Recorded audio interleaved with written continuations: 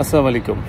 মোশতাক বলছি main street থেকে। আর গাছের মাঝে এই যে সোনালী ফুল গাছ, এটা দেখার পরে না আমি গতদিন ভাবলাম যে না, এখানে কিছু সময় আমি দেখে আপনাদেরকে দেখাবো গাছগুলা। এরকম বেশ কয়েকটা গাছ এখানে আছে, চমৎকার গাছ। আমরা ভূতের লাঠি বলতাম, দেখেন লাঠিগুলো কিন্তু আছে, মানে ওদের যে ফল সেগুলো সবগুলাই আছে। তো চমৎকার এই ফুলগুলো আসলে স্মৃতির পিছনে নিয়ে চলে যায়।